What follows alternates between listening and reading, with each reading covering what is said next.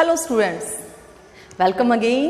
Today we discuss about the applications of electronegativity. In previous video we discussed about the electronegativity and factors affecting, right? It's a very important topic. I previously asked to you. बहुत ही important topic है और मैंने कहा था कि organic chemistry में हम इसकी बहुत सारी ऐसी चीज़ें देखेंगे कि बहुत सारी ऐसी बातें पढ़ेंगे जहाँ इलेक्ट्रोनेगेटिविटी बार बार हमारे सामने आएगी। तो हम आज इसकी एप्लीकेशंस करते हैं। एप्लीकेशंस करते हुए भी काफ़ी बातें हमारी क्लियर हो जाएंगी। एक बार देखते हैं इनके बारे में। सबसे पहली बात जो ये बोल रहा है, कह रहा है कि मेटालिक और नॉन मेटालिक कैरेक्टर को भी इलेक्ट्रोनेगेटिविटी आसानी से डिफाइन करती है। हम पीरियोडिक टेबल में जाते हैं। मैं यहाँ पर पीरियोडिक टेबल का रफली स्केच बना रही हूँ। हम पीरियोडिक टेबल में जाते हैं तो आपने अब तक पीरियोडिक टेबल के बारे में जो कैरेक्टरिस्टिक्स पढ़ी हैं उसमें आपने क्या पढ़ा है कि हम इलेक्ट्रोनेगेटिविटी के लिए लेफ्ट टू राइट जब जाते हैं तो इलेक्ट्रोनेगेटिविटी जो है वो इंक्रीज होती है ना भाई। एटॉमिक साइज को लेकर कर लीजिए, न्यूक्लियर चार्ज को लेकर कर लीजिए। और अगर हम किसी ग्रुप में जाते हैं तो electronegativity top to bottom decrease होती है। अब हम इसको मेटालिक कैरेक्टर से कंपेयर करते हैं। आपको पता है कि ये एस ब्लॉक है, ये डी ब्लॉक है, ये पी ब्लॉक है, ये हम पीछे पढ़ भी चुके हैं। तो एस ब्लॉक में बेटा लगभग सारे के सारे क्या होते हैं, मेटल्स होते हैं। बेटा यहाँ पर भी मेटल्स हैं, मेटालिक कैरेक्टर होता है। जैसे जैसे हम हमारे पीरियड में चलते हैं left to right, metallic character decrease होना शुरू हो जाता है। यहाँ पर सारे के सारे क्या होते हैं बेटा, नॉन मेटल्स, राइट। देखिए इलेक्ट्रोनेगेटिविटी इंक्रीज होती है जैसे जैसे मेटल का कैरेक्टर घटता चला जाएगा, क्योंकि इस तरफ कौन है, नॉन मेटल्स। कैरेक्टर बदल गए, केमिकल प्रॉपर्टीज बदल गई, फिजिकल नेचर बदल गया। तो मेटालिक कैरेक्टर अगर इंक्रीज हो रहा है तो इलेक्ट्रोनेगेटिविटी डिक्रीज हो रही है, और मेटालिक कैरेक्टर अगर डिक्रीज हो रहा है तो इलेक्ट्रोनेगेटिविटी इंक्रीज हो रही है। हम यहां पर बोल सकते हैं नॉन मेटालिक कैरेक्टर। तो देखिए as the electronegativity increases from left to right, non metallic character increases. तो हम आसानी से कंपैरेबल भी कर सकते हैं। जैसे देखिए sodium, potassium, oxygen, fluorine, which one, yeah, arrange these according to their electronegativity. So which one is the highest electronegativity? Fluorine, then oxygen, then potassium, sodium and then potassium. मैंने ये ट्रेंड क्यों लिखा, मैंने इस तरीके से इसको क्यों अरेंज किया? Fluorine is the most electronegative atom, ये हमने पिछले वीडियो में डिस्कस भी किया है। Then oxygen, oxygen is next non metal. तो फ्लोरीन भी नॉन मेटल है, ऑक्सीजन भी नॉन मेटल है। तो next non metal in period fluorine comes last and oxygen comes before than fluorine. Similarly in sodium and potassium, sodium is above to the potassium, top to bottom electronegativity decreases. So which one has the least electronegative? Potassium. तो इस तरीके से comparison के question हमें इन applications के through मिलते हैं, right. चलिए आते हैं सेकंड एप्लीकेशन पे, polar and non polar bonds. Polar and non polar bonds, सबसे पहले मैं यहाँ पर दो बातें क्लियर करूंगी। यहाँ पर होता है बेटा, एक होता है होमोलिटिक या आप बोल सकते हो होमोमोलिक्यूल, ठीक है, होमोमोलिक्यूल। आपने 9th क्लास में ये पढ़े हैं। एक होते हैं बेटा हेट्रोमोलिक्यूल, ठीक है, एक होते हैं हेट्रोमोलिक्यूल। अभी दोनों वर्ड मैं आपके सामने थोड़ा सा डिफाइन करूंगी। होमोमोलिक्यूल का मतलब जिनके अंदर एटम्स, दोनों एटम मॉलिक्यूल बना रहे हैं, डायटोमिक होंगे, ट्राइएटोमिक होंगे, पॉलीएटोमिक होंगे, लेकिन जितने भी एटम होंगे सारे क्या होंगे, सेम। सारे क्या होंगे, same. For example hydrogen, oxygen, nitrogen, बेटा इनको बोलते हैं होमोमोलिक्यूल। हेट्रोमोलिक्यूल का मतलब होता है जिनके अंदर 2 एटम हैं, 4 एटम हैं, 5 एटम हैं, अलग अलग एटम हैं, लेकिन सभी क्या है, different. Like HCl, CO2, SO2, H2SO4. These molecules are heteromolecule. These molecules are homomolecule. बेटा होमोमोलिक्यूल और हेट्रोमोलिक्यूल के अंदर हमें अब ये जानना है कि पोलर क्या होता है और नॉन पोलर क्या होता है। यहां पर एक छोटी सी बात मैं आपके सामने बोलूंगी। ये हाइड्रोजन है, हाइड्रोजन 2 एटम्स के बीच के बॉन्ड का रिजल्ट है। H2 जो है वो दो एटम्स के बीच के बॉन्ड का रिजल्ट है। कैसे बना ये बॉन्ड? ये हाइड्रोजन एटम इस हाइड्रोजन एटम से मिलना चाह रहा है। ये न्यूक्लियस है, इसके पास एक इलेक्ट्रॉन है, इसके पास भी एक इलेक्ट्रॉन है। ये इसके इलेक्ट्रॉन के साथ मिलकर H2 मॉलिक्यूल बनाना चाहता है। H2 मॉलिक्यूल का मतलब मॉलिक्यूल बनाना चाहता है, तो सिंपल सी बात है, इसे यहां पर क्या करनी पड़ेगी? बॉन्डिंग। क्या करनी पड़ेगी इसको? बॉन्डिंग। बेटा ना तो ये अपना इलेक्ट्रॉन कंप्लीटली दे सकता है और ना ये अपना इलेक्ट्रॉन कंप्लीटली दे सकता है, तो ऐसी कंडीशन में ये किस प्रकार की बॉन्डिंग में विश्वास करेंगे? ये करेंगे बेटा शेयरिंग। तो ये कौन से बॉन्ड बनाएंगे? Covalent bond.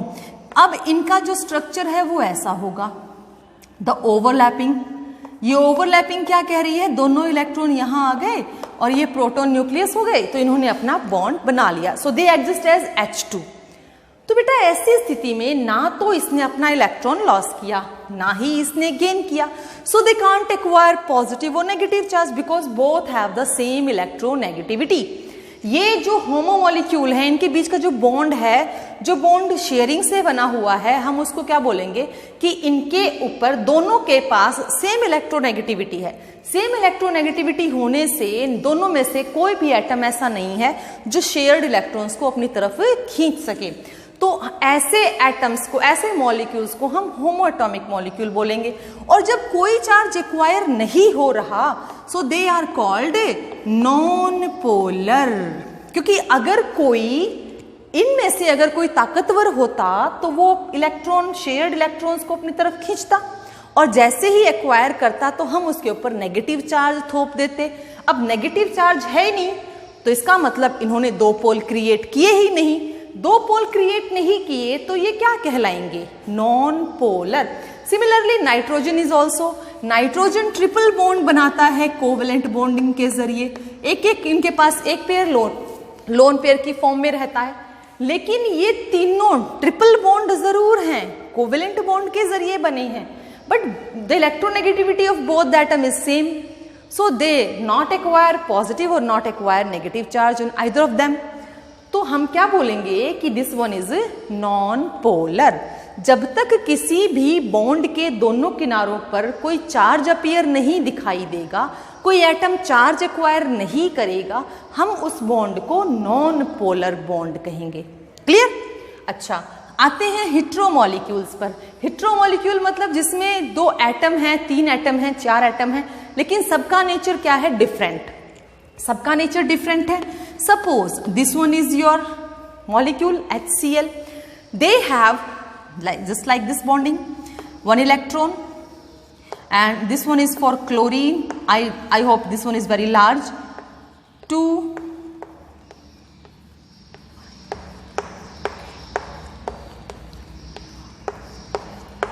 This is the structure of the chlorine.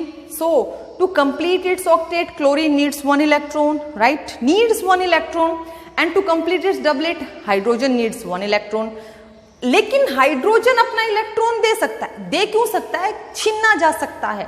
ये जो बॉन्ड बन रहा है, this is also mutual sharing. ये जो बॉन्ड है ये भी आपका कोवेलेंट बॉन्ड है, जो कि म्यूचुअल शेयरिंग से बना है, क्योंकि अगर यहां से इलेक्ट्रॉन चला जाता है तो अकेला प्रोटॉन काम नहीं करता।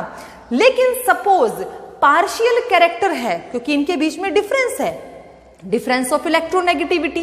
Which one is the more electronegative? Chlorine is the more electronegative. So chlorine slightly attract the electron towards itself. Chlorine थोड़ा सा इलेक्ट्रॉन को अपनी तरफ खींचेगा तो इस क्लोरीन पर पार्शियल नेगेटिव और पार्शियल पॉजिटिव चार्ज एक्वायर हो जाएंगे। पार्शियल का मतलब होता है कंप्लीट नहीं होता। पार्शियल का मतलब होता है कुछ, आंशिक, अंश तक, हद तक, थोड़ी सी मात्रा में। तो पार्शियल नेगेटिव और पार्शियल पॉजिटिव चार्ज एक्वायर अगर ये कर लेते हैं तो इस पोल के दो कॉर्नर्स कंसीडर किए जाते हैं, एक नेगेटिव पोल और एक पॉजिटिव पोल। ऐसी कंडीशन में इस पोल को हम कहते हैं पोलर बॉन्ड। इस प्रकार के बॉन्ड को हम पोलर बॉन्ड नाम देते हैं। जहां पर किसी पोल के एंड के दोनों तरफ इलेक्ट्रोनेगेटिविटी का डिफरेंस आता है एटम्स में, तो हम उस बॉन्ड को पोलर बॉन्ड कहते हैं। ठीक है। लेकिन अगर किसी भी एटम, किसी भी बॉन्ड के दोनों किनारों पर बॉन्ड में या इलेक्ट्रोनेगेटिविटी में डिफरेंस नहीं आए तो हम उस बॉन्ड को नॉन पोलर बॉन्ड कहते हैं। फॉर एग्जाम्पल्स मैंने आपको बता दिया, ऐसे बहुत सारे एग्जाम्पल हैं हमारी केमिस्ट्री में जिनको हम पोलर और नॉन पोलर डिफ्रेंशिएट करते हैं। ठीक है, अभी थोड़ा सा एग्जाम्पल और लेकर देखते हैं कि पोलर नॉन पोलर कैसे होंगे, पोलर नॉन पोलर कैसे बनेंगे। मेरे सामने और भी एग्जाम्पल हैं और आप आगे चल के इसको एक और वर्ड में पढ़ने वाले हैं, दैट इज डाइपोल मोमेंट। ठीक है, ये वैसे लेटरली हम अगली यूनिट में डिस्कस करेंगे इसको, तो अभी इसको हम थोड़ी देर के लिए छोड़ देते हैं। लेकिन मैं यहाँ पर पोलर नॉन पोलर के और भी बातें डिस्कस करना चाहूंगी कि पोलर नॉन पोलर क्या होते हैं। जैसे सपोज आप लेते हो वाटर मॉलिक्यूल, ठीक है, आपने वाटर मॉलिक्यूल लिया, वाटर मॉलिक्यूल लिया बेटा, इसकी शेप और ज्योमेट्री हम नेक्स्ट चैप्टर में पढ़ने वाले हैं। तो वाटर मॉलिक्यूल में आपको दो प्रकार के एटम दिखाई दे रहे हैं, एक हाइड्रोजन है, एक ऑक्सीजन है। ऑब्वियस सी बात है, this is your hetero molecule. अगर ये हेट्रो मॉलिक्यूल है तो इनके बीच में बॉन्डिंग भी होगी। वाटर का जो स्ट्रक्चर है बेटा वो लगभग ऐसा होता है। ये कैसे आएगा, क्यों आएगा, ऐसा क्यों बना, सीधा सीधा क्यों नहीं बना, ये बातें आप केमिकल बॉन्डिंग में समझेंगे। अब यहाँ पर बेटा हमारे पास इस ऑक्सीजन ने इस हाइड्रोजन से भी शेयरिंग की, इस ऑक्सीजन ने इस हाइड्रोजन से भी शेयरिंग की। शेयरिंग करने से इसके ऊपर बेटा आता है पार्शियल 2 नेगेटिव, इस पर पार्शियल पॉजिटिव, इस पर पार्शियल पॉजिटिव। देखो सिमिलरली इस बॉन्ड ने भी तो दो किनारे एक्वायर किए, इस बॉन्ड ने भी दो किनारे एक्वायर किए। तो बेटा ये किसी हद तक, कुछ हद तक इनको हम क्या बोलते हैं, पोलर। तो ये कैसे, किस प्रकार के बॉन्ड हैं, पोलर बॉन्ड, यानी जो एक्वायरिंग करते हैं पार्शियल चार्ज की, और हम उनको हेट्रो मॉलिक्यूल्स में देखते हैं क्योंकि उनके बीच में इलेक्ट्रोनेगेटिविटी डिफरेंस आ जाता है, हम उनको बोलते हैं पोलर बॉन्ड। ठीक है, और बेटा यहाँ से पोलर कैरेक्टर, जैसा कि मैंने नाम लिखा dipole moment, polar character calculate करना ही डाइपोल मोमेंट होता है। क्या कितना पोलर है, 0.1 है, 1 है, 2 है, 0.02 है, कितना पोलर है, यही कैलकुलेट करना कहलाता है डाइपोल मोमेंट। सपोज मुझे एक और एग्जांपल मिल रहा है CCl4, how much it is polar और इट इज नॉन पोलर। तो इस प्रकार के कुछ मॉलिक्यूल्स हैं जिनका एक्सेप्शन हमारे पास होता है, जो दिखने में तो पोलर होते हैं लेकिन एक्चुअल में वो पोलर नहीं होते। तो ये सारी बातें हम कहाँ पढ़ेंगे, डाइपोल मोमेंट में। ठीक है, चलिए आते हैं हमारे अगले टॉपिक पर, percentage of ionic character. Ion, ion क्या होते हैं, आयनिक बॉन्ड क्या होते हैं, the bond formed by complete transfer of electron. मेरे पास ज्यादा है, मैंने किसी को दे दिया, किसी के पास नीड थी उसने ले लिया, तो मैंने जब लॉस किया तो I have acquire positive charge, जब किसी ने गेन किया तो ही और she will acquire negative charge ना। कंप्लीटली पॉजिटिव नेगेटिव चार्ज आना मतलब आयोनिक बॉन्ड, और आयोनिक बॉन्ड का मतलब वो कंपाउंड आयोनिक है और उस पर जो कैरेक्टर है, जो उसका नेचर है वो क्या है, आयोनिक नेचर। तो बेटा जब किसी दो मॉलिक्यूल, सपोज मैंने यहां पर लिखा, जब किसी दो मॉलिक्यूल्स के बीच में इलेक्ट्रोनेगेटिविटी डिफरेंस बढ़ता चला जाता है, देखिए अगर बहुत ही स्लाइटली वीक है, सपोज दे हैव 0.6 इलेक्ट्रोनेगेटिविटी, क्योंकि लिस्ट हमने जो पढ़ा है वो 0.7 पढ़ा है, तो 0.7 सबसे कम इलेक्ट्रोनेगेटिविटी डिफरेंस कंसिडर किया गया है पॉलिंग स्केल के अकॉर्डिंग। तो अगर इतना डिफरेंस है इन दोनों के कैरेक्टर या इलेक्ट्रोनेगेटिव नेचर के बारे में, तो हम बोलते हैं कि भैया ये तो सिर्फ 10% आयोनिक है, इतना ही बोलेंगे कि 10% आयोनिक। जैसे जैसे ये डिफरेंस इंक्रीज होता चला जाता है, जैसे जैसे ये डिफरेंस इंक्रीज होता चला जाता है, परसेंटेज कैरेक्टर कितने हो रहे हैं, इंक्रीज हो रहे हैं ना। कौन सा परसेंटेज कैरेक्टर इंक्रीज हो रहा है, आयोनिक। आयोनिक का मतलब क्या है कि उस मॉलिक्यूल पर चार्ज पूरे आ जाएंगे, पॉजिटिव चार्ज भी पूरा आएगा, नेगेटिव चार्ज भी पूरा आएगा। जो स्टार्टिंग में कोवेलेंट थे, धीरे धीरे उनके अंदर इलेक्ट्रोनेगेटिविटी डिफरेंस आने से उनका नेचर कैसा होता जा रहा है, आयोनिक। तो कोवेलेंट मॉलिक्यूल भी आयोनिक बन सकते हैं if the electronegativity difference is in between the atoms. ठीक है, अब यही कह रहा है कि कोई कंपाउंड कोवेलेंट है, जैसे ये कंपाउंड कोवेलेंट है, जैसे ये कंपाउंड कोवेलेंट है, क्योंकि ये म्यूचुअल शेयरिंग से बने हुए, कंप्लीट ट्रांसफर से तो बन ही नहीं सकते। कार्बन कंप्लीट ट्रांसफर नहीं कर सकता, सल्फर कंप्लीट ट्रांसफर नहीं कर सकता, they mutually share the electron to form a molecule.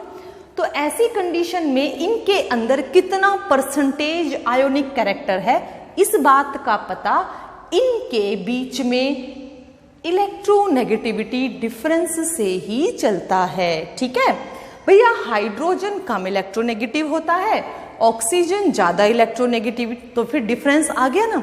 हाँ, डिफरेंस कितना है वो अगर हम स्केल पर देखें तो इसकी परसेंटेज हमें पता चलती। ये कैरेक्टर हम एक रूल के अकॉर्डिंग पढ़ते हैं, उस रूल का नाम है फजान्स रूल।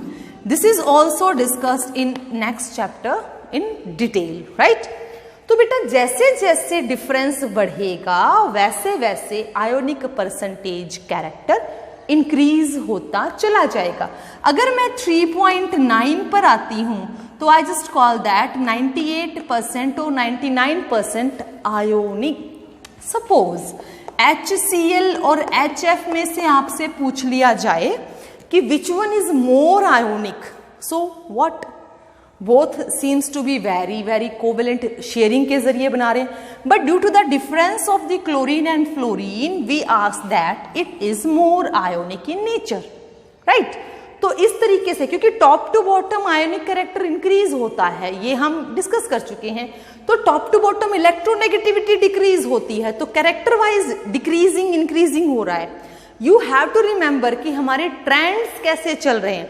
बहुत सारी बातें ऐसी हैं जो ट्रेंड्स पर डिपेंड करती हैं। आपको पीरियोडिक टेबल में ट्रेंड्स की बातें जो है वो बिल्कुल मस्ट हैं। अभी करते हैं उन ट्रेंड्स को, याद करने की कोशिश करते हैं, रिमेम्बराइज करते हैं, राइट। चलिए बेटा, इस चैप्टर में एक बहुत ही इंपॉर्टेंट प्रॉपर्टी पढ़ने वाले हैं जो आगे चल के हमारे पास पी ब्लॉक में बहुत ही इंपॉर्टेंट रहेगी और उसके कारण बहुत सारी वेरिएशंस भी हमें देखने को मिलेंगी। That property is inert pair effect. बेटा इनर्ट का मतलब मैं पहले क्लियर कर दूं, इनर्ट का मतलब होता है जो छुपा हुआ रहे, किसी से मिलना ना चाहे, किसी से बात ना करना चाहे, उसको बोलते हैं इनर्ट। आप ये बोल सकते हो कि ये किसी से मिलता नहीं है, जो मिलनसार नहीं होता, यानी जो किसी से दोस्ती नहीं करता, उसको बोलते हैं इनर्ट। ऐसा पेयर जो किसी से जुड़ता नहीं, ठीक है, उसको बोलते हैं इनर्ट। चलिए अब देखते हैं ये क्या है। It is the property of p block elements in which inner ns, inner का मतलब अंदरूनी, एनएस, एन यानी कि subshell, n shell, s subshell, उसका electron not participated in bond formation, वो बॉन्ड बनाने के लिए बाहर नहीं जा पाता, due to the shielding with d and f electron, क्योंकि उसकी शील्ड जो है कौन कर रहा है, उसको प्रोटेक्ट कौन कर रहा है, डी एंड एफ। तो ये डी एंड एफ प्रोटेक्ट कर रहे हैं, तो वो इलेक्ट्रॉन बाहर बॉन्ड बनाने क्यों नहीं जा सकता, जरा देखते हैं। और ये पी ब्लॉक की ही प्रॉपर्टी क्यों है, ये पी ब्लॉक के लिए ही क्यों बोली गई है। देखिए जैसे ये कार्बन है, ठीक है, कार्बन की कॉन्फ़िगरेशन लिखी 1s2 2s2 2p2, ठीक है, क्योंकि 6 इलेक्ट्रॉन है, हमने 6 के 6 इलेक्ट्रॉन भर दी। इसके न्यूक्लियस के पहली शेल में, दूसरी शेल में, पहली शेल में 2 इलेक्ट्रॉन है, दूसरी शेल में इसके पास देखिए दूसरी शेल है 2 4 इलेक्ट्रॉन है, राइट। अगर दूसरी शेल के अंदर डिस्ट्रीब्यूशन करें तो S और P 2 ही सब शेल है, हमारे पास अभी तक D एंड F नहीं आए हैं, D एंड F नहीं आए हैं, तो ये S और ये P, ये S किसी से प्रोटेक्ट नहीं है ताकि बॉन्ड बनाने के लिए कोई रुकावट आए, तो ये आसानी से अपना बॉन्ड बना सकता है। तो ये चारों इलेक्ट्रॉन आसानी से किसी भी दूसरे कंपाउंड, दूसरे एटम के साथ बॉन्ड बना सकते हैं, क्योंकि इनके बीच में कोई प्रोटेक्टिव लेयर नहीं है, कोई इनको रोक नहीं रहा कि आपको नहीं जाना। ऐसी कंडीशन में इसके ऊपर चार्ज कितना आ सकता है, +4, है ना, ऑक्सीडेशन स्टेट क्या आ जाएगी, +4। थोड़ा सा नीचे आते हैं, सिलिकॉन है 14, 1s2 2s2 2p6, देखिए कितने हो गए 10, 3s2 3p, this is 14 3p2। अब हमारे पास तीसरी भी शेल आ गई। क्या यहां पर भी कोई D है, नहीं, यहां भी कोई D नहीं है, यहां भी कोई F नहीं है, तो बेटा ये S और ये P इनके दोनों इलेक्ट्रॉन यानी कि ये 4 इलेक्ट्रॉन आसानी से किसी के साथ बॉन्ड बनाने जा सकते हैं। तो इसका भी ऑक्सीडेशन स्टेट क्या हो गया, +4। कार्बन की +4, सिलिकॉन की +4। सरप्राइजिंगली हम जर्मेनियम लेते हैं, एटॉमिक नंबर 32, कॉन्फ़िगरेशन पे आएंगे 1s2 2s2 2p6 3s2 3p6 3d10 4s2 4p2 हो गए ना 32। देखो 10 10 20 30 32। अब यहां है सरप्राइज, यहां क्या सरप्राइज आ गया, यहां आ गया डी के 10 इलेक्ट्रॉन, डी के 10 इलेक्ट्रॉन इनर एस यानी कि इसको प्रोटेक्ट कर लेंगे। आउटर मोस्ट शेल बेशक से हो, ये पेनल्टीमेट शेल है, जब शेल बनाते हैं तो ये डी के इलेक्ट्रॉन इसको प्रोटेक्ट कर लेंगे, पुअर शील्डिंग कर लेंगे। पुअर शील्डिंग करेंगे तो ये न्यूक्लियस की तरफ आसानी से अट्रैक्ट रहेगा, आसानी से अट्रैक्ट रहेगा, तो इसको न्यूक्लियस बाहर जाने ही नहीं देगा बॉन्ड बनाने के लिए।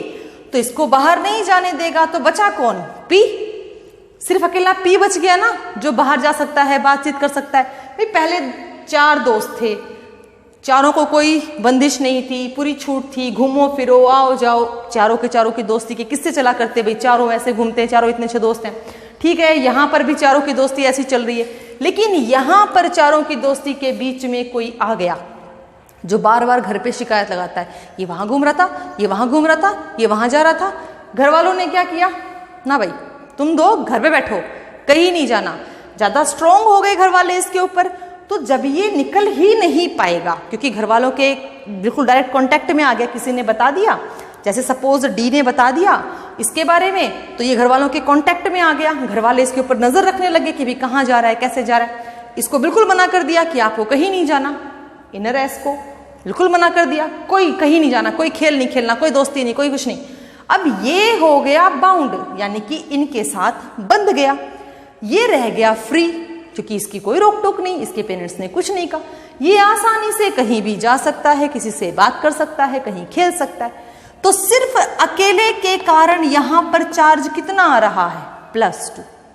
तो बेटा जहां कहीं डी और एफ ऑर्बिटल आ जाते हैं तो वो अपने पास लगते एस को बाउंड करवा देते हैं न्यूक्लियस से, शिकायत लगाकर, जा रहा है पकड़ो पकड़ो। तो न्यूक्लियस से बाउंड करवाते ही वो बाहर जा ही नहीं पाते, वो बाहर जा ही नहीं पाते, सब शेल से बाहर निकल ही नहीं पाते। तो निकलने के लिए सिर्फ और सिर्फ कौन बच जाते हैं, पी के इलेक्ट्रॉन। और पी के इलेक्ट्रॉन अगर कम है तो स्टेट भी कम हो जाएगी, चार्ज भी कम हो जाएगा। चार्ज कितना हो गया, +2, क्योंकि अब तो 2 ही इलेक्ट्रॉन जा पा रहे हैं, पहले 4 जा रहे थे, अब 2 जा पा रहे हैं बॉन्ड बनाने। तो बेटा इस प्रकार की जो प्रॉपर्टी है, जहां पर डी और एफ के आने से इनर एस बॉन्ड फॉर्मेशन में पार्टिसिपेट नहीं करता, उस प्रॉपर्टी को कहते हैं इनर्ट पेयर इफेक्ट। बेटा जब हमारे पी ब्लॉक की हम बात करते हैं, पी ब्लॉक में कोई सा भी ग्रुप हो, ग्रुप नंबर 13, 14, 15, 16, 17, 18, कोई भी ग्रुप हो, जब हम टॉप टू बॉटम आते हैं, जहां तक कॉन्फ़िगरेशन में डी नहीं आता, हमारी ऑक्सीडेशन स्टेट सही चलती है। जितने वैलेंस इलेक्ट्रॉन हैं वही हमें ऑक्सीडेशन स्टेट में मिलते हैं। लेकिन जैसे ही डी और एफ ऑर्बिटल्स, डी और एफ का मतलब आगे कॉन्फ़िगरेशन बढ़ेगी तो एफ भी आएगा, डी और एफ ऑर्बिटल जैसे ही इंसर्ट करते हैं, एंटर करते हैं, तो जो एस के इलेक्ट्रॉन हैं, भाई एस के तो होंगे ही, सब शेल बढ़ी है तो सब शेल भी बढ़ेगी, एस के इलेक्ट्रॉन्स को वो पकड़ लेते हैं, तो उनकी ऑक्सीडेशन स्टेट पर भी इसका फर्क पड़ता है। तो बेटा इसको बोलते हैं हम इनर्ट पेयर इफेक्ट। जैसे जैसे हम यहां आएंगे, देखो +4 +4 ये 2 दिखा सकता है, लेकिन स्टेबल +4 है, +2 तो बेटा स्टेबिलिटी लेड की +2 पे होती है। हम ज्यादातर जो कंपाउंड देखते हैं वो इसके कंपाउंड PbO देखते हैं, ठीक है। ये PbO2 में स्टेबल नहीं होता। क्यों नहीं होता, क्योंकि इसकी स्टेबल ऑक्सीडेशन स्टेट क्या हो गई फिर, +2। अच्छा मुझे ऐसा लगता है कि आप लोगों को ऑक्सीडेशन स्टेट भी बतानी है, कि ऑक्सीडेशन स्टेट क्या समझ रहे हो तुम, ऑक्सीडेशन स्टेट क्या होती है, ठीक है। ऑक्सीडेशन स्टेट होती है, जैसे आप लोग वैलेंसी पढ़ते हो ना कि वैलेंसी क्या है, it is the combining capacity. अगर हम कहीं पर चार्ज एक्वायर करते हैं by loss by gain of electron, that is oxidation state. कितने इलेक्ट्रॉन दिए, कितने लिए, उसको बोलते हैं ऑक्सीडेशन स्टेट, ठीक है। तो स्टेबिलिटी जो है वो पी ब्लॉक एलिमेंट्स की ऑक्सीडेशन स्टेट पे डिपेंड करती है। ऑक्सीडेशन स्टेट की स्टेबिलिटी किस पर डिपेंड करती है, inert pair effect. This is very important topic. Similarly अगर मैं इस ग्रुप नंबर 14 को छोड़ दूं, ग्रुप नंबर 14 की बात ना करूं, तो ऐसे ही ग्रुप नंबर 13 में भी है, ग्रुप नंबर 15 में भी है। टॉप टू बॉटम आते आते स्टेबिलिटी जो ऑक्सीडेशन स्टेट की है वो 2 यूनिट घट जाती है। जैसे बोरोन, ये हमारा ग्रुप नंबर 13 है, ठीक है। अगर हम इसको बोलेंगे कि ये +5 है, +5 है, तो नीचे आते आते क्या हो जाएगी, सॉरी +3 +3 +3, ये बेटा 2 दिखाते हैं, +1 +1, नीचे आते आते ऑक्सीडेशन स्टेट क्या हो गई, +1 हो गई। मतलब इसकी स्टेबिलिटी कहां पर है, +1 पर है, और इसकी स्टेबिलिटी कहां है, +3 ऑक्सीडेशन स्टेट पर। ये टॉप टू बॉटम आते आते ये स्टेबिलिटी ऐसे कैसे हो गई, तो हम क्या बोलेंगे, यहां पर डी ऑर्बिटल आ जाता है। इसकी कॉन्फ़िगरेशन में क्या आ जाता है, डी ऑर्बिटल। डी ऑर्बिटल आते ही वो क्या करने लग जाएगा, प्रोटेक्ट किसको, इनर एस को, और प्रोटेक्ट करने लग जाएगा तो उसकी शील्डिंग से वो एस पार्टिसिपेट नहीं करने जाएगा। तो by 2 unit the charge decreases, और this property is called inert pair effect. This is very important property, please rememberize it. चलिए बेटा, कुछ एक इस पीरियोडिक टेबल में कुछ एक और भी ऐसी बहुत सारी इंटरेस्टिंग बातें हैं, जो उसमें से एक बहुत इंपॉर्टेंट है डायगोनल रिलेशनशिप। उसी को एक बार देखते हैं। डायगोनल रिलेशनशिप कुछ अलग नहीं है, that is anomalous property of second period. Second period की एक बहुत ही बढ़िया प्रॉपर्टी है, बहुत ही अलग सी प्रॉपर्टी है, जिसको हम नाम दे देते हैं डायगोनल रिलेशनशिप का। क्या कह रही है ये कि first element of a group show similar properties to second element of inert higher adjacent group is called diagonal relationship। आप मैथ्स में जब कोई डायग्राम शो करते हैं, कोई रेक्टेंगल, कोई स्क्वायर बनाते हैं, तो आप ऐसे उसको बोलते हो डायगोनल बनाया है। अब देखिए ये ग्रुप फर्स्ट है, ये ग्रुप सेकंड है, ग्रुप 13 है, ग्रुप 14 है, ठीक है। हम क्या कह रहे हैं कि first member of group first, any group, जरूरी नहीं है ग्रुप फर्स्ट हो, first member of a group is show some similarities in property to the second member of the adjacent group। यानी कि साथ वाले ग्रुप के सेकंड मेंबर से प्रॉपर्टीज में कुछ सिमिलैरिटीज शो करता है। Similarly if the member of this group, that is the first member of this group, show similarity to the second member of the next adjacent group. ये जो मैंने arrow बनाई है, ये एरो शो कर रही है कि they diagonally relate with each other. ये एक दूसरे के साथ डायगोनली जुड़े हुए हैं कुछ प्रॉपर्टीज में, और डायगोनली का मतलब सिमिलैरिटीज में जुड़े हुए हैं। वो सिमिलैरिटीज क्या हैं, वो ऐसी कौन सी बातें हैं जिनसे हम कह रहे हैं कि ये डायगोनल रिलेशनशिप है। यहाँ पर कुछ रीजन है, 4-5 रीजन है जिनसे हम कह सकते हैं कि yes they were diagonally relate. पहला है स्मॉल साइज। स्मॉल साइज का फैक्टर देखिए, अगर लिथियम को हम इसके ग्रुप में सबसे छोटा मानते हैं तो टॉप टू बॉटम क्या होता है, साइज बढ़ता है ना। तो और लेफ्ट टू राइट क्या होता है, साइज घटता है। यानी लिथियम से बेरिलियम का साइज छोटा हो गया ना, लेकिन बेरिलियम से मैग्नीशियम का साइज तो बढ़ गया, तो इनडायरेक्टली लिथियम से मैग्नीशियम का साइज कोरिलेट हो गया। सिमिलरली अगर हम लेफ्ट टू राइट आते हैं तो बेरिलियम से बोरोन का साइज क्या हो रहा है, छोटा, लेकिन बोरोन से एल्यूमिनियम का साइज क्या है, बड़ा। तो इनडायरेक्टली बेरिलियम से एल्यूमिनियम का साइज सेम हो गया, ऑलमोस्ट सेम। क्या हुआ, 1-2 पिकोमीटर का ऊपर नीचे, ऑलमोस्ट सेम ही साइज में होते हैं। तो बेटा इस तरीके से कुछ प्रॉपर्टी हैं जो इनकी मैच करती हैं। सेकेंड पॉइंट कि भाई इनका साइज अगर सेम है तो साइज से रिलेटेड प्रॉपर्टीज वो भी सेम रहेंगी, सिमिलर रहेंगी। सेकेंड पॉइंट है हाई आयोनाइजेशन एनर्जी। अगर साइज इनका छोटा है तो आयोनाइजेशन एनर्जी भी उतनी ही होगी, सेम होगी, सिमिलर होगी, प्रॉपर्टीज भी सिमिलर होंगी। हाई पोलराइजिंग पावर, मेटल्स हैं, नॉन मेटल्स हैं, टू अट्रैक्ट द इलेक्ट्रॉन और to gain the loss the electron, ऐसी कोई प्रॉपर्टी इनकी क्या रहेगी, ज्यादा। To loss the electron the property क्या रहेगी, ज्यादा रहेगी। Absence of d orbital in its valence shell. जैसे जैसे हम इनके पीरियोडिक ट्रेंड में बढ़ते हैं, इनका एटॉमिक नंबर बढ़ता है, तो इनकी कॉन्फ़िगरेशन में कहीं पर भी डी नहीं आता। Till two the silicon next second period में एलिमेंट्स के जो कॉन्फ़िगरेशन है उसमें डी ऑर्बिटल नहीं आता। लेकिन जैसे ही आप थर्ड पीरियड में एंटर करते हैं, after neon after argon you get the d orbital into the electronic configuration. तो एक बहुत ही बढ़िया और बहुत ही यूनिक प्रॉपर्टी है कि इनके ऑर्बिटल में डी नहीं आता, इनकी कॉन्फ़िगरेशन में डी ऑर्बिटल एंटर नहीं करता। ये जितने भी एलिमेंट्स हैं जो फर्स्ट और सेकंड पीरियड के हैं, सेकंड और मतलब जो पीरियड के मेंबर हैं, सेकंड और थर्ड पीरियड मेंबर हैं, ये सारे पी पाई बॉन्ड बनाने में बहुत विश्वास करते हैं। जैसे देखिए, अगर कार्बन सिंगल बॉन्ड कार्बन बनाता है तो कार्बन का पी ऑर्बिटल ही कार्बन के पी ऑर्बिटल से बॉन्ड बनाता है, और ये म्यूचुअली शेयरिंग बनाते हैं तो हम इसको टाइप कंसिडर करते हैं, तो इसको बोलते हैं पी पाई बॉन्ड। कार्बन अगर डबल बॉन्ड बना रहा है तो भी पी पाई है। नाइट्रोजन अगर खुद से नाइट्रोजन के साथ बॉन्ड बना रहा है तो भी पी पाई है। ऑक्सीजन अगर खुद से बना रहा है तो भी पी पाई है, क्योंकि ये पी ऑर्बिटल के हैं तो पी ऑर्बिटल से ही ओवरलैपिंग हो रही है।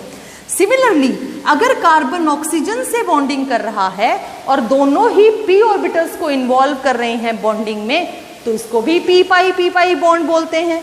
ऐसा कहीं पर भी नहीं है इन दो पीरियड्स के लिए कि ये डी ब्लॉक को एंटर करें या डी ऑर्बिटल को एंटर कर रहे हैं अपने लिए बॉन्डिंग में। तो ज़्यादातर जो एफिनिटी है इनकी बॉन्ड बनाने की वो पी पाई बॉन्डिंग होती है।